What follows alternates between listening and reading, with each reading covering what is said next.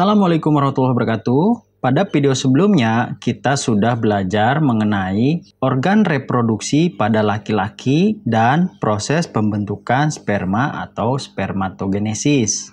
Pada video kali ini kita akan melanjutkan pada materi struktur dan fungsi organ reproduksi wanita dan oogenesis atau proses pembentukan ovum. Sebelum lanjut pada materi, silahkan klik tombol subscribe dan lonceng agar kalian mendapatkan notifikasi video-video terbaru. Seperti halnya organ reproduksi laki-laki, pada organ reproduksi wanita pun terbagi menjadi dua, yaitu organ bagian luar atau organ eksternal dan organ bagian dalam atau organ internal. Pada organ reproduksi eksternal, terdapat celah yang disebut vulva. Terdapat struktur yang menyerupai bibir disebut labia. Kemudian ada tonjolan kecil yang disebut klitoris. Kemudian jaringan lemak yang disebut mons pubis. Dan selaput tipis yang berisi darah yang disebut himen atau selaput darah. Harap diperhatikan baik-baik, untuk kalian yang masih remaja wajib menjaga organ reproduksi dengan baik. Dan jangan sampai melakukan hal yang tidak diinginkan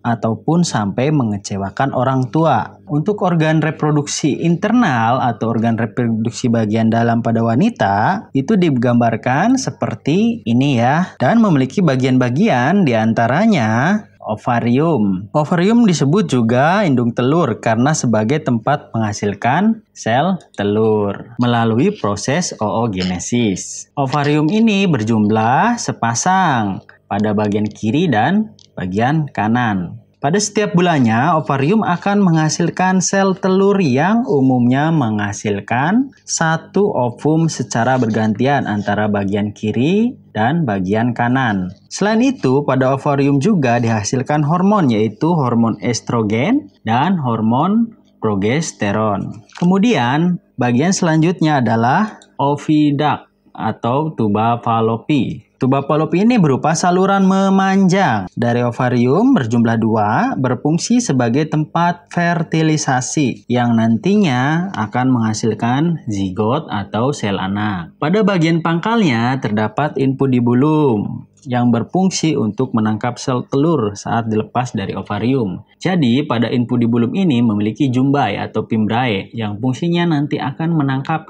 sel telur jika sel telur sudah diproduksi dari ovarium. Kemudian selanjutnya ada uterus. Uterus atau rahim di sini berukuran sekitar 8 x 5 cm yang bisa membesar saat terjadi kehamilan. Fungsi uterus adalah sebagai tempat perkembangan janin yang terdiri dari 3 lapisan, yaitu perimetrium atau lapisan luar, myometrium atau lapisan tengah, endometrium lapisan dalam. Endometrium ini disebut juga dinding rahim, ya, yang bisa robek dan mengeluarkan darah ketika mengalami menstruasi. Selanjutnya ada bagian vagina. Vagina ini terletak paling bawah, ya, merupakan tempat keluarnya bayi saat dilahirkan dan saluran darah saat menstruasi.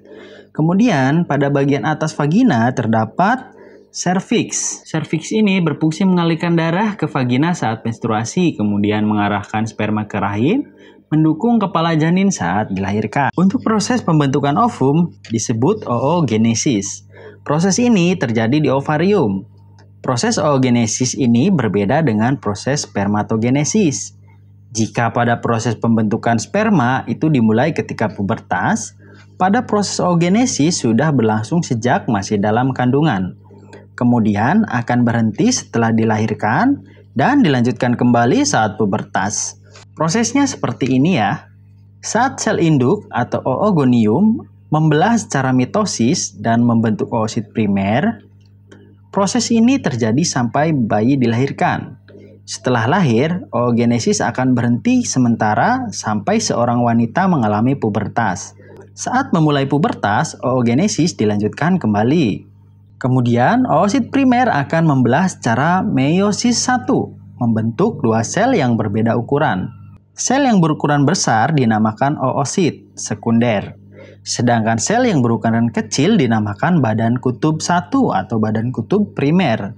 Oosit sekunder akan membelah lagi secara meiosis 2, membentuk ootit dan badan kutub kedua atau badan kutub sekunder. Badan kutub primer dan sekunder akan hancur dengan sendirinya dan tidak berfungsi dalam proses oogenesis. Kemudian, ootit akan berubah menjadi ovum. Jadi, pada saat satu kali proses oogenesis akan dihasilkan satu sel telur.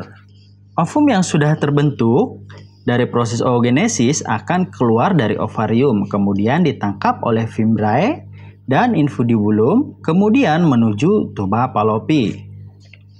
Pada tuba Fallopi, jika sel telur bertemu dengan sel sperma dan terjadilah peristiwa fertilisasi, maka terbentuklah sel anak atau zigot. Fertilisasi adalah peleburan antara sel sperma dan ovum, atau masuknya sel sperma ke dalam ovum. Dari jutaan sel sperma yang dapat menembus ovum, hanya satu sel sperma terkuat. Tetapi jika sel telur di tuba Fallopi tidak bertemu dengan sel sperma, atau tidak terjadi fertilisasi, maka ovum akan bergerak menuju uterus dan merobek endometrium sehingga terjadilah pendarahan yang dikenal dengan nama menstruasi. Demikian tadi materi yang sudah kita pelajari bersama-sama ya, yaitu tentang struktur dan fungsi organ reproduksi pada wanita dan juga proses pembentukan sel telur atau ovum yang disebut oogenesis. Ya, semoga kalian dapat memahami materi dengan baik. Jika kalian belum paham, bisa kalian putar ulang videonya. Untuk siklus menstruasi, fertilisasi, dan kehamilan, kita akan membahas pada video selanjutnya tentunya. Jangan lupa like, share, dan subscribe, dan juga klik tombol lonceng agar kalian dapat notifikasi apabila ada video terbaru dari channel ini. Demikian, semoga bermanfaat. Wassalamualaikum warahmatullahi wabarakatuh.